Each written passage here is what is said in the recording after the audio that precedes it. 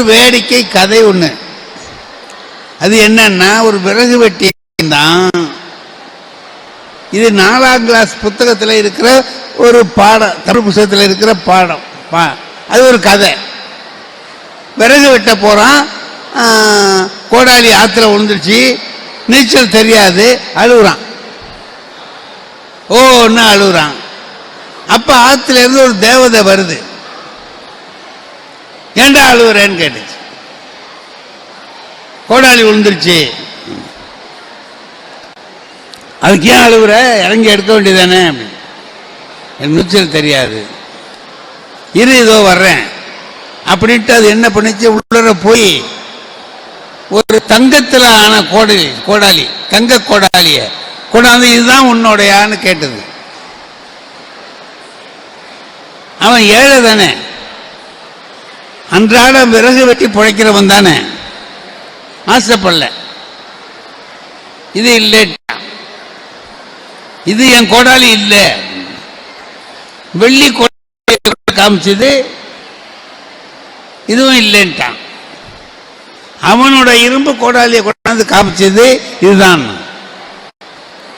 இப்ப அந்த தேவதை என்ன பண்ணுச்சு, நீ ஏழையா இருந்தாலும் பேராசப்படாம பொய் சொல்லாம உண்மையே சொன்ன, அதனால 3ஐயும் நீ வச்சுக்கன்னு கொடுத்துட்ட. இதுதான் கதை.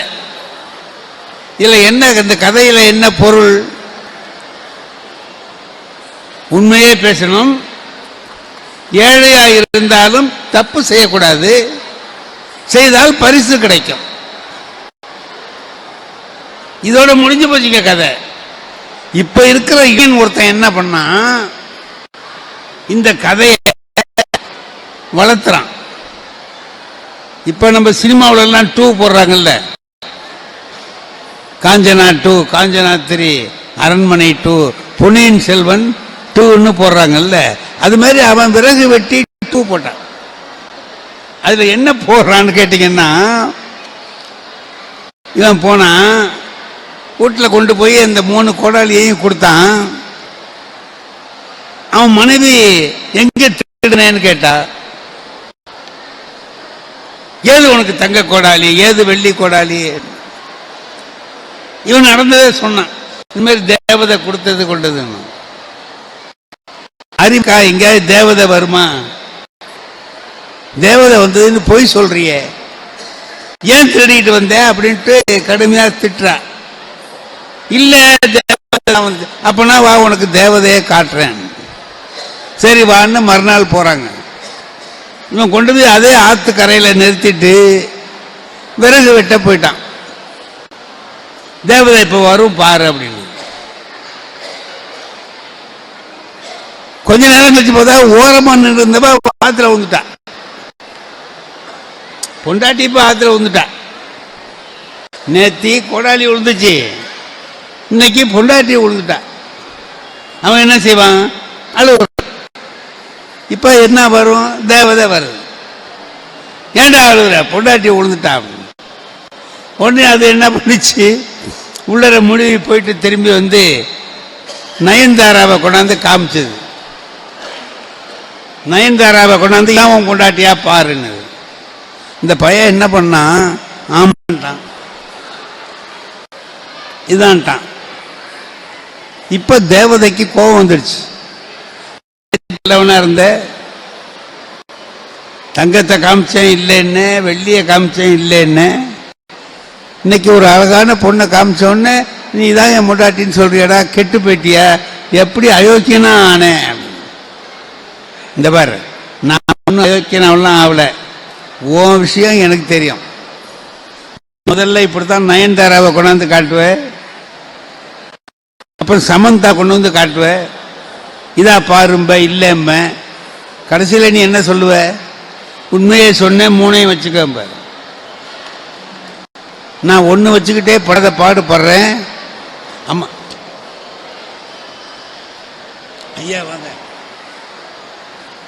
மாவட்ட அவர்கள் வருகை தந்திருக்கிறார்கள். அவங்க கடையில் சொன்னாங்க நான் வருவேன்னாங்க. இருக்கிற வேலையில் எங்கே வரப்போறாங்கன்னு நினச்சிக்கிட்டு இருந்தேன், வந்துட்டாங்க. ரொம்ப நன்றி, வணக்கம். ஒரு கதை சொல்லிட்டு இருக்கேன் சார்.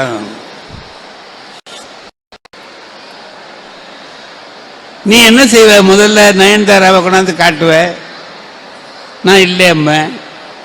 அப்புறம் சமந்தா கொண்டு வந்து காட்டுவ, அதுவும் இல்லையம்ம. சும்மா இருக்க மாட்டேன். சொன்னேன் 3ஐயும் வச்சுக்கோம்ப. நான் 1 வச்சுக்கிட்டே கஷ்டப்படுறேன், 3 இருந்தால் ரொம்ப சிரமமாச்சே, ஏதோ வந்ததோட போவோம்னு சொல்லிட்டு நான் ஒத்துக்கிட்டேன்னு சொல்லி சொன்னேன். இப்படி ஒருத்தன் கதை எழுதியிருக்கான். இது ஒரு இளைஞன் இப்படி கதை எழுதியிருக்கான். நான் இந்த கதையை அந்த பள்ளிக்கூடத்தில் சொல்றேன். செட்டிநாடு ஹையர் செகண்டரி ஸ்கூல்னு பெரிய ஸ்கூல். சும்மா ஒரு கிளாஸ் தான் உட்கார வச்சிருக்காங்க, உட்காந்துருக்கான். நல்ல பிள்ளைங்க. நான் இந்த சினிமா நடிகை பேரு எனக்கு அவ்வளவா தெரியாதுமா உண்மையிலேயே. அப்புறம் எப்படி சொன்னேன்னு கேட்டா, என் பேத்திக்கிட்ட கேட்டு இந்த 2 பேர் பேரையும் குறிச்சுக்கிட்டு போனேன். இதுல அந்த பையன் கிட்ட பேசுற போது நயன்தாரா பேரு ஞாபகம் வந்துட்டு, அந்த சமந்தாங்கிறது மறந்து போச்சு. ஐயையோ என்னடா இதுன்னுட்டு அங்க உட்கார்ந்து இருந்த பையன்கிட்ட கேட்டேன், யாராவது ஒரு அழகான பொண்ணு பேர் சொல்லுடான்னு. அவன் சொல்றத யாராவது ஒரு அழகான பொண்ணு பேர் சொல்லுடா அப்படின்னு. அப்போ ஒரு பையன் எழுந்திரிச்சு சொன்னான், அழகான பொண்ணுன்னா அது எங்க அம்மா தான் சார்னு சொன்னான்.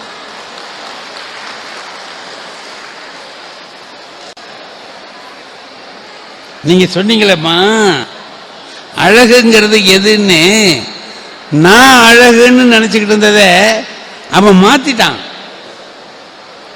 அவன் சொன்னா எங்க அம்மா தான் அழகு. நான் அவனை கூப்பிட்டு பாராட்டினேன். உண்மைடா, எதை அழகுன்னு நீ சொல்ல? பண்பு அழகு, அன்பு அழகு, பாசம் அழகு. அந்த பாசத்துல எங்க அம்மாவை மேல பாசம் உள்ளவங்க வேற யாரும் எனக்கு தெரியல. ஆகையினால உலகத்திலேயே சிறந்த அழகின்னு கேட்டா எங்க அம்மாவை தான் சொல்லுவேன்னு சொல்ல. இப்போ அந்த பிள்ளைக்கு தெரிஞ்சிருக்கு. ரொம்ப அழகா அந்த பையன் சொன்னான். இது இன்னைக்கு வரைக்கும் எனக்கு மறக்கவே, எவ்வளவோ பள்ளிக்கூடத்தில் போய் பேசியிருக்கிறோம், இவ்வளவு காலத்தில் மறந்து போச்சு. அது மட்டும் மறக்கலைன்னா நினைவில் நின்றதுல ஒரு முதல் நிகழ்ச்சி நீங்க சொன்ன உடனே நினைவில் வந்துச்சு. அது சொன்னேன். இன்னொன்னு, நினைவில் நிற்க முடியாது செய்யறதுங்கிறது, எங்கேயாவது பட்டிமன்றங்கள்ல பேசுறோம், போறோம் வர்றோம், பெரிய நடுவர்கள் இருப்பாங்க. சுகி சிவம் நடுவராக இருக்கார். இந்த சினேகா மாதிரி ஒரு அம்மா என்னை எதிர்த்து பேசுறாங்க. குடும்பத்தை ஆண் நடத்துறாங்களா பெண் நடத்துறாங்களான்னு ஏதோ ஒரு விஷயம் பேசுறோம். அப்ப அந்த அம்மா என்ன பண்ணாங்க, ஆம்பளைங்கள்லாம் அயோக்கியன்னு. சுகி சிவம் அவர் தானே ஏதாவது சொல்லணும். அவரு சொல்லல.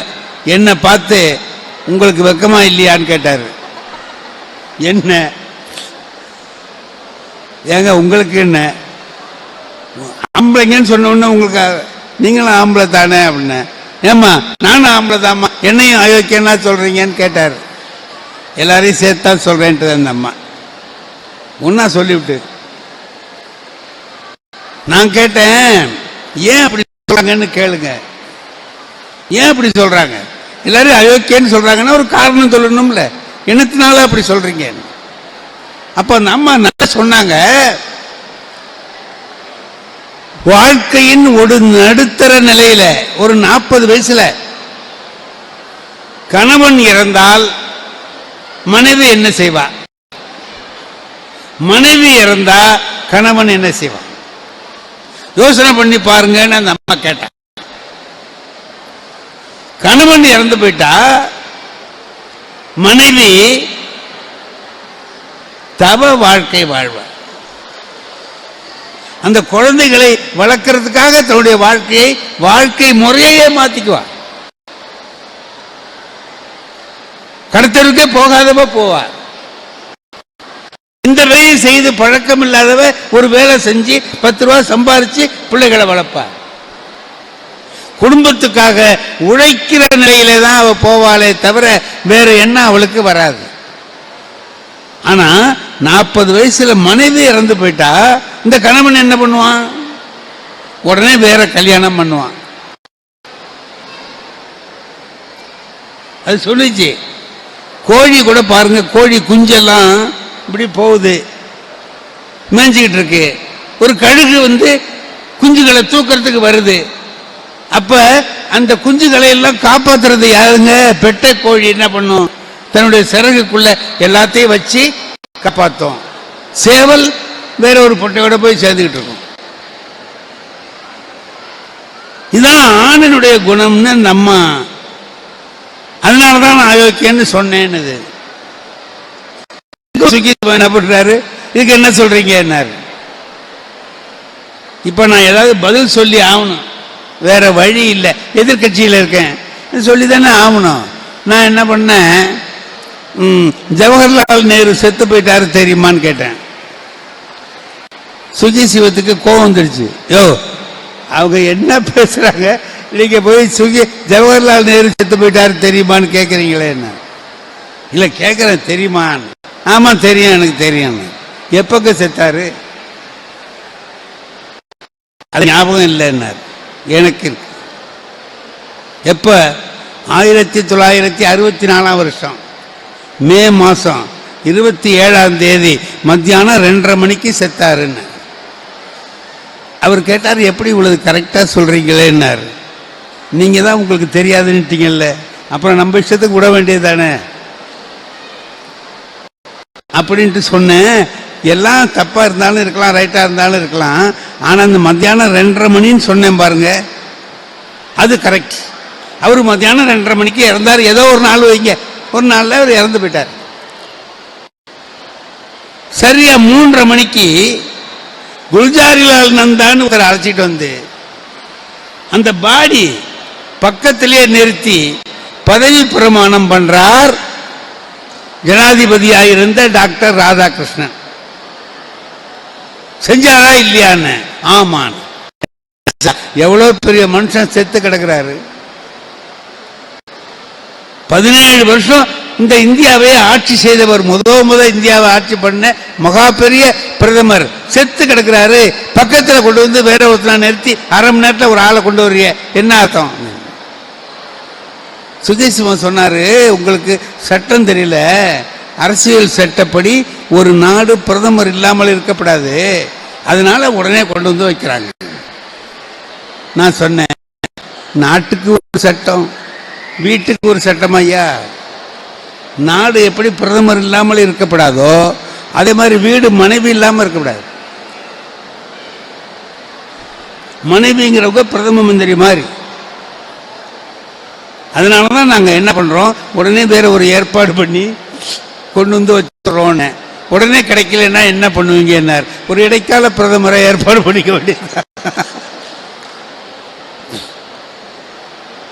மேடையில நேரங்கள் ஒரு சங்கடம் வரும், திடுக்குன்னு இந்த மாதிரி கேள்வி கேட்பாங்க, நம்ம ஏதாவது சொல்லணுமா இல்லையா?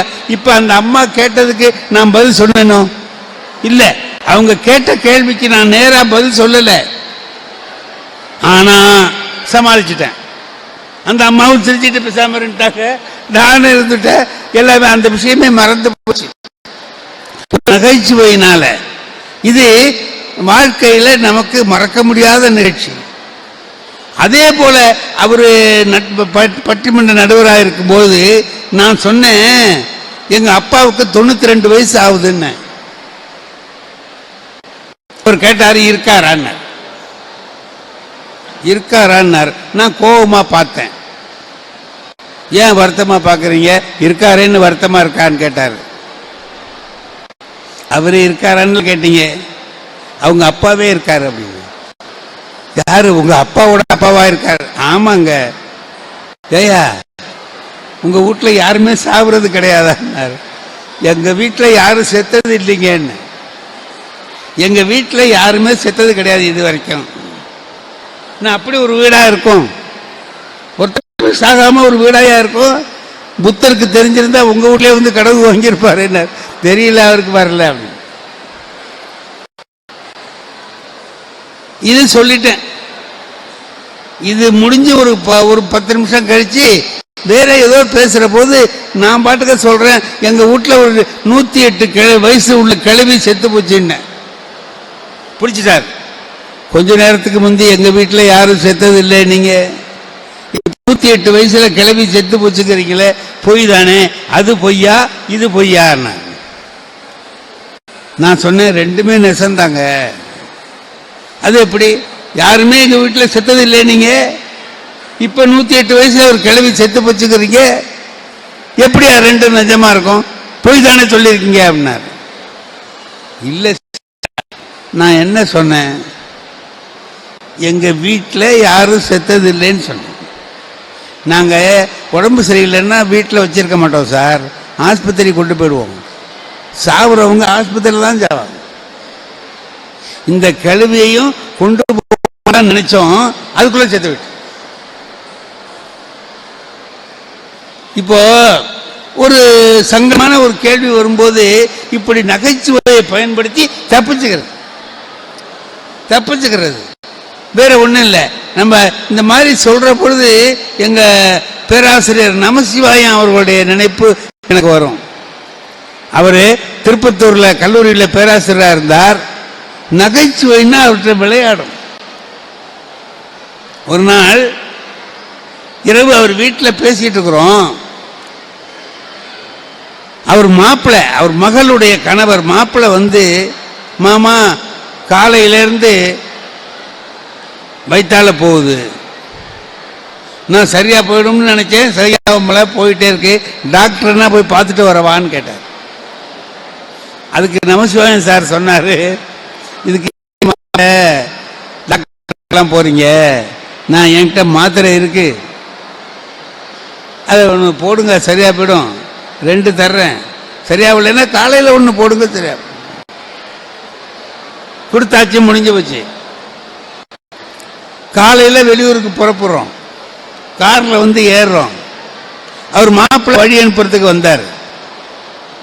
நமசிவாயம் சார் கேட்டாரு, மாப்பிள்ளை வயிற்றால போகுதுன்னீங்களே, இப்ப எப்படி இருக்குன்னு கேட்டார். அதுக்கு மாப்பிள்ளை சொன்னாரு, அரெஸ்ட் ஆயிட்டு மாமான்னார்.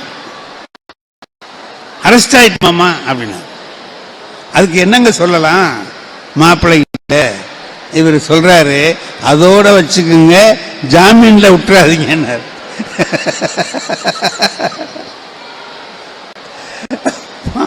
மாப்பிள்ளையும் சிரிக்கிறாரு, இவரும் சிரிக்கிறாரு. ஒரு விஷயத்த ஒரு நகைச்சுவையா சொல்ற போது கேட்கிறவங்க மனசு புண்படாது, சுவையா இருக்கும், நல்லா செய்யலாம், எல்லாமே நல்லா இருக்கும். அப்ப நகைச்சுவை என்பது ஒரு அருமையான ஆயுதம், சிறந்த ஆயுதம். எங்க அப்பா அதை செய்வார். அவருக்கு நான் பல விஷயங்களை கத்துக்கிட்டேன். முக்கியமான ஒரு விஷயம் சொல்லணும்னா, முல்லா மாதிரி உள்ளவங்க அறிவுபூர்வமான நகைச்சுவைகளை எப்படி சொல்றதுன்னு காட்டுறேன். அறிவுபூர்வமா தெருவில் செருப்பு போட்டு நடக்கிறாருங்க. முல்லா தெருவில் செருப்பை போட்டுட்டு நடந்து போறாரு, இழுத்து நடக்கிறார். அதோட காது அறுந்து போச்சு. காதுக்கு முந்தி அறுந்த காது ஆணி அடிச்சிருக்காரு, அது குத்துது, ஆணி குத்துது, செருப்பு காது அறுந்து போச்சு, சரியா நடக்க முடியல, காலை இழுத்துக்கிட்டு நடக்கிறார். 1 நாள் 2 நாள் இல்ல, 6 மாசமா இப்படி நடக்கிறார். அவர் நண்பர் கேட்டார், செருப்பு தான் பிஞ்சு போயிருக்குல்ல, தூக்கி எறிஞ்சிட்டு வேற செருப்பு வாங்க வேண்டியதானே, ஏன் இதையே போட்டுக்கிட்டு இழுத்துக்கிட்டே நடக்கிற நீ அப்படின்னார். அதுக்கு முல்லா ஒரு பதில் சொல்றாரு பாருங்க, எங்களுக்கு தெரியாத, வேற செருப்பு வாங்கறதுக்கு தெரியாத, நீங்க என்ன யோசனை சொல்றீங்களே,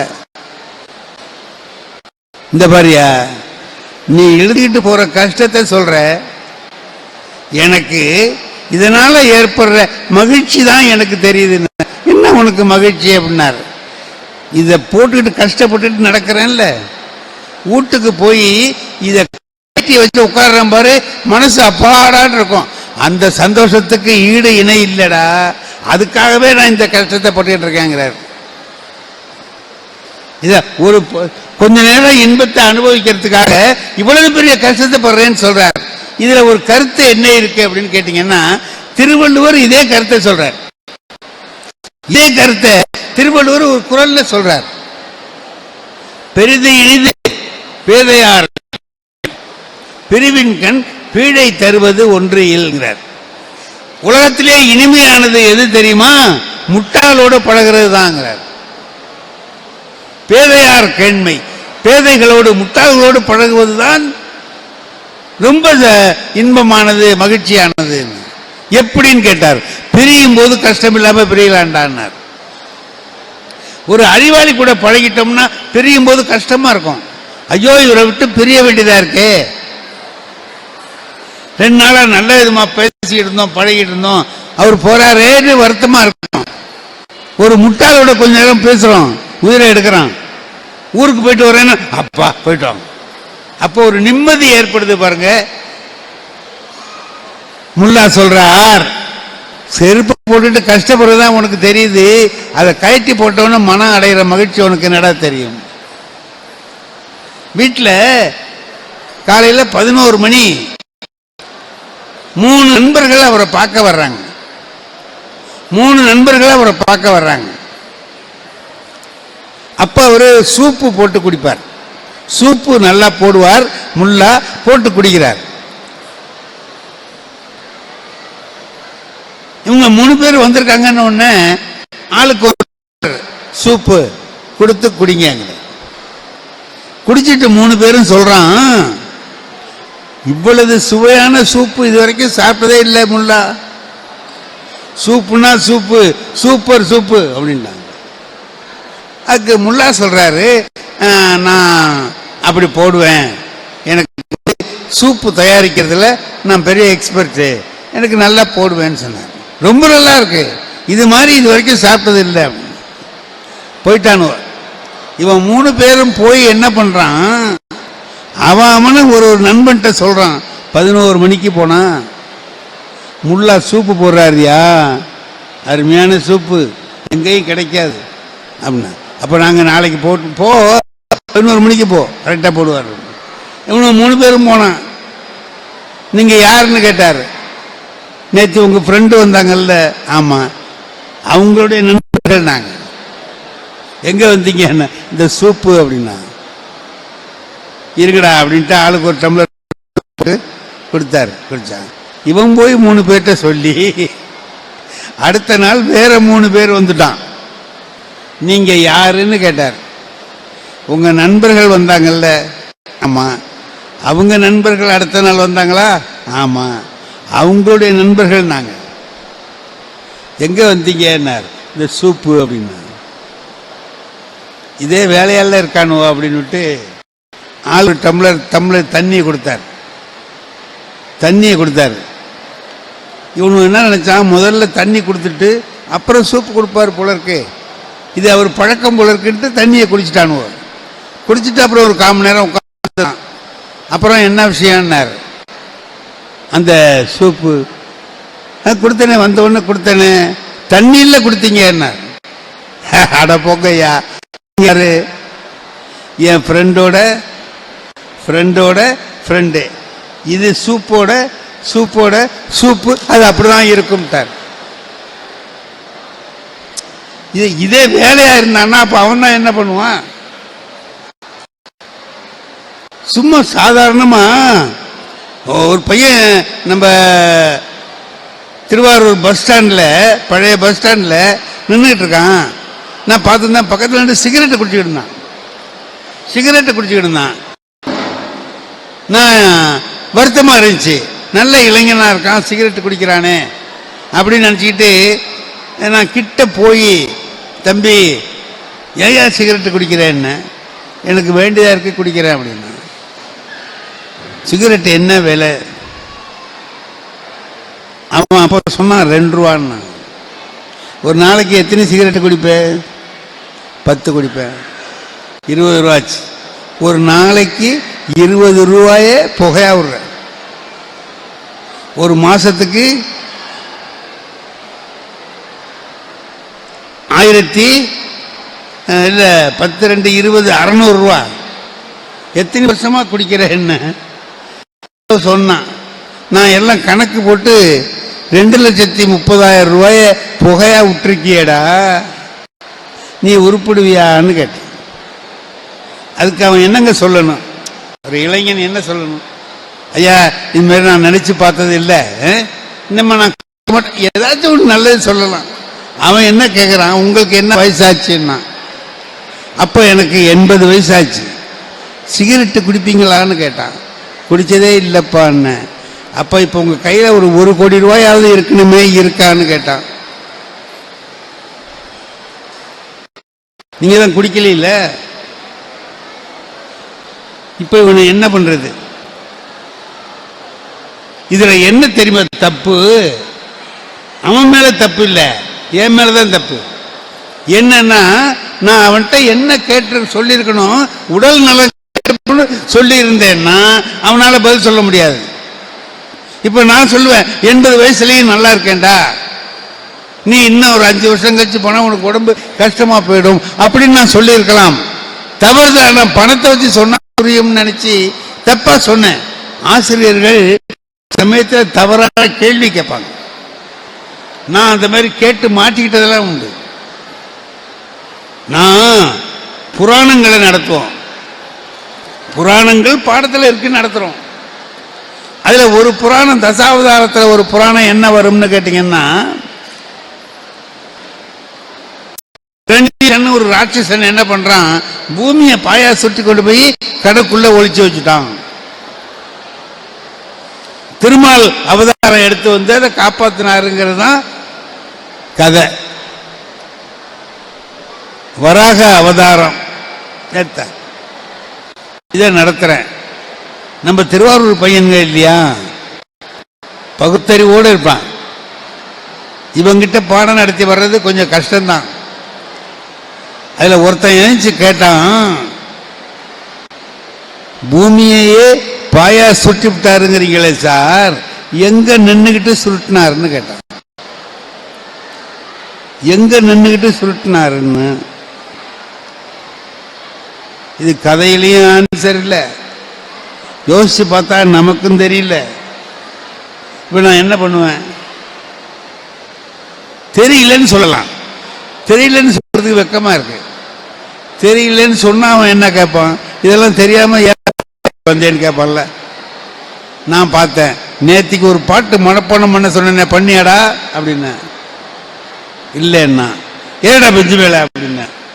பெஞ்சு மேலே ஏறும்போதே பக்கத்தில் உள்ள பையன்கிட்ட சொல்லிட்டே ஏறான், நம்ம தலைவிதியை பற்றி. ஏடா, நம்மளுக்கு பதில் தெரியலன்னாலும் நம்ம தான் பெஞ்சு மேலே ஏறணும், வாத்தியாருக்கு பதில் நம்ம தான் பெஞ்சு மேலே ஏறணும்னா. இதான் நம்ம ஊர் பிள்ளைங்க. அவங்கள எந்த வகையிலையும் ஏமாற்ற முடியாது, அவ்வளோ நல்லா இருக்கும். பீர்பால் கிட்ட அக்பர் ஒரு நாள் கேட்கிறாரு, நம்ம ஊர்ல எத்தனை காக்கா இருக்குன்னு. இது ஒரு வேலையா? காக்கா எத்தனை இருக்குங்கிறத எண்ணி வச்சிருப்பான். ஜனங்க எவ்வளவு பேருக்கு சாப்பாடு இல்லாம இருக்கான், என்ன அதை பத்தி எதுவும் கவலைப்படல. எத்தனை காக்கா இருக்குன்னா ராஜா கேட்கிறார், நம்ம பதில் சொல்லி ஆகணுமா இல்லையா? 8765 காக்கா இருக்குங்க என்ன. இப்ப இல்லைன்னா கண்ணு எண்ணிட்டுல வரணும்.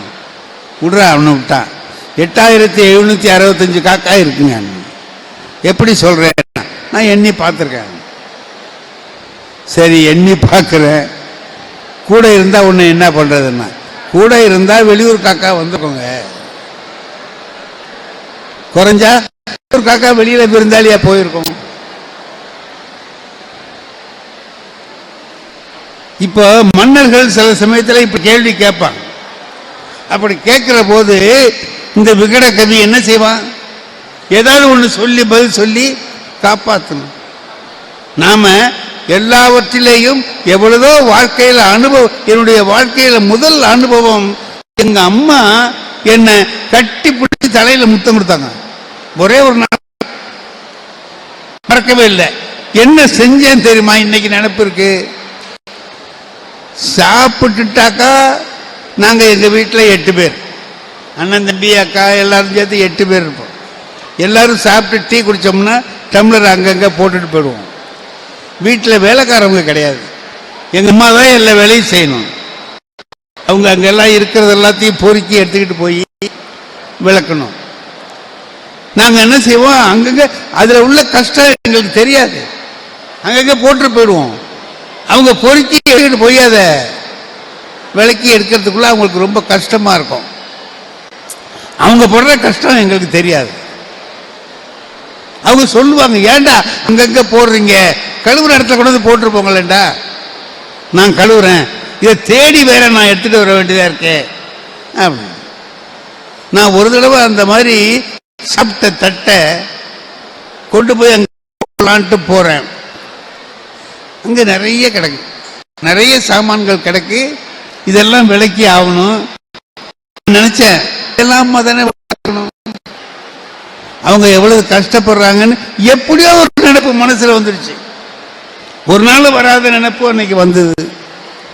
எல்லாத்தையும் விளக்கி நானே, அப்போலாம் சாம்பல் தேங்காய் நார் இருக்கும், அதை எடுத்து விளக்கி கழுவி எல்லாத்தையும் வச்சேன். எனக்கு தெரியாது, எங்க அம்மா அங்க நின்றுட்டு பார்த்துக்கிட்டே இருக்காங்க. இது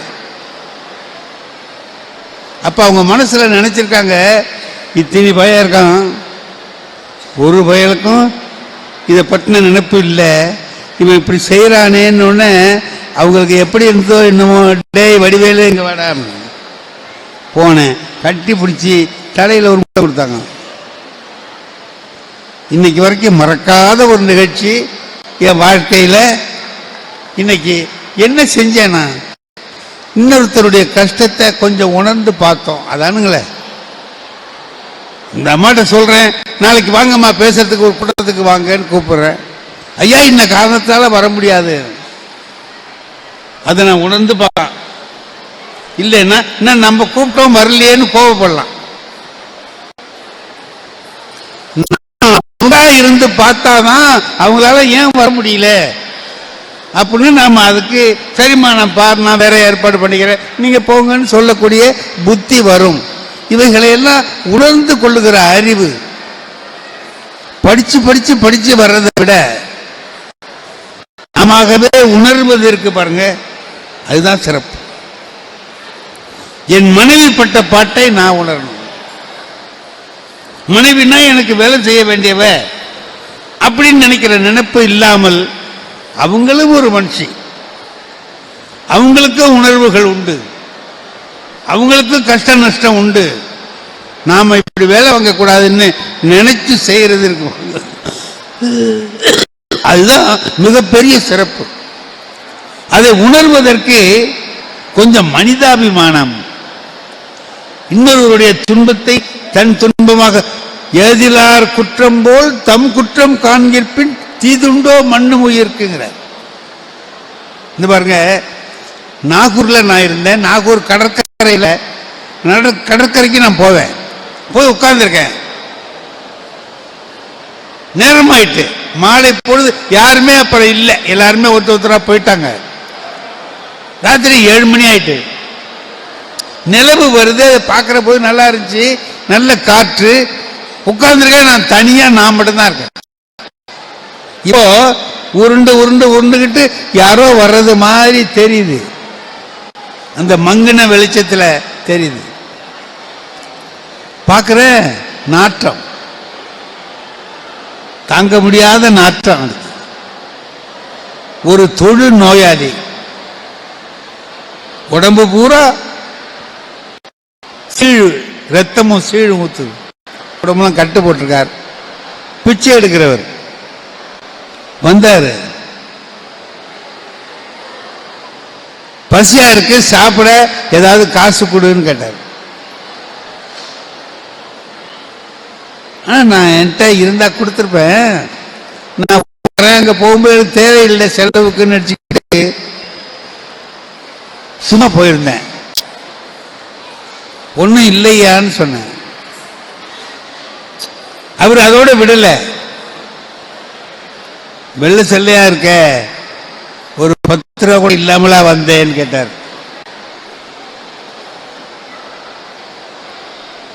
இல்லையா, என்கிட்ட பணம் இல்லையா.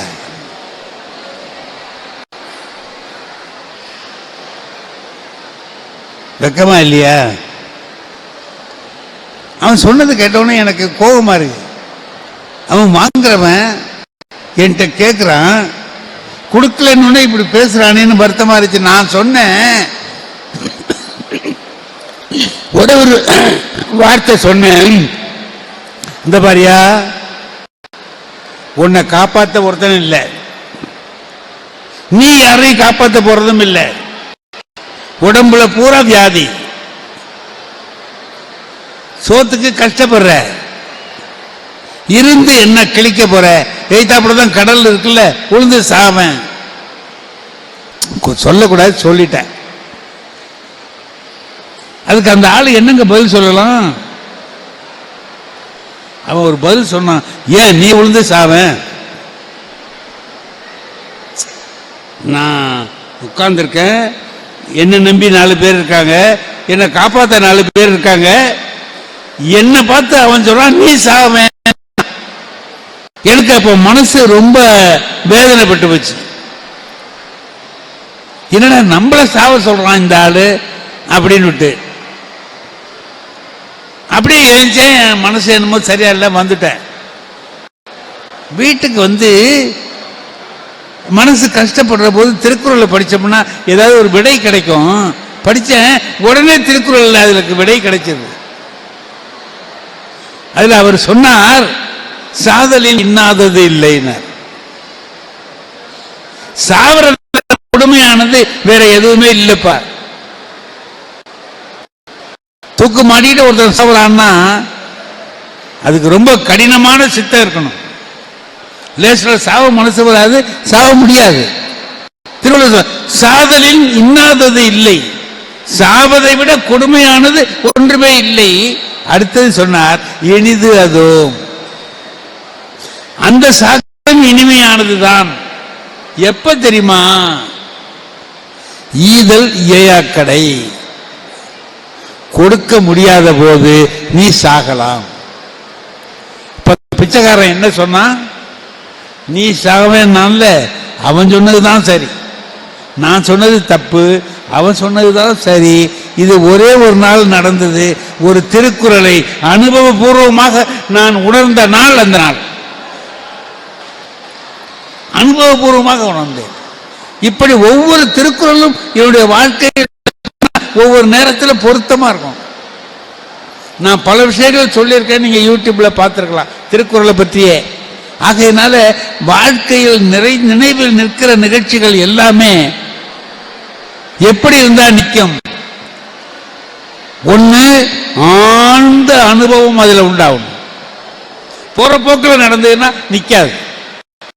போற போது ஒருத்தர் வணக்கங்க வணக்கங்கிறான், அவர் யாருன்னு எனக்கு தெரியாது, எனக்கு யாருன்னு அவருக்கு தெரியாது.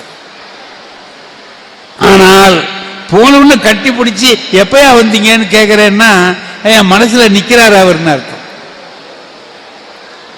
அது மாதிரி நிகழ்ச்சிகள் தான் மனசுல இருக்கும். நாம நிகழ்ந்ததிலேயே நன்றாக ஆழ மனதில் பதிந்தவைதான் அப்படியே இருக்கும். அவைகளை கொண்டுதான் நாம் நம்முடைய வாழ்க்கையிலே பின்னாலே நம்முடைய வாழ்க்கையை கட்டமைத்துக் கொள்கிறோம். ஆகையினாலே நிகழ்வில் என்னுடைய நினைவில் நின்ற சில நிகழ்ச்சிகளை உங்களோடு பகிர்ந்து கொண்டேன். எங்க ஐயா அறிவழகன் சொன்னாரு, உங்களுக்கு 3/4 மணி நேரம் டைம் கொடுத்துருக்கேன்னாரு. 3/4 மணி நேரம் ஆயிட்டலமா? முந்தியே ஆயிட்டுங்கிறாங்க அந்த அம்மா. 3/4 மணி நேரம் ஆயிட்டான்னு கேட்கிறேன், அது முந்தியே ஆயிட்டுது அப்படின்னா. ஆகையினால இந்த இனிய நிகழ்வை உங்களோடு கலந்து கொள்ளவும், நம்முடைய மாவட்ட ஆட்சியர் நம்மோடு இருந்து நிகழ்ச்சியில கலந்து கொள்ளவுமான இனிய வாய்ப்பு பெற்றமைக்காக பெரிதும் மகிழ்ச்சி அடைந்து இந்த அளவில் நிறைவு செய்கிறேன். நன்றி, வணக்கம்.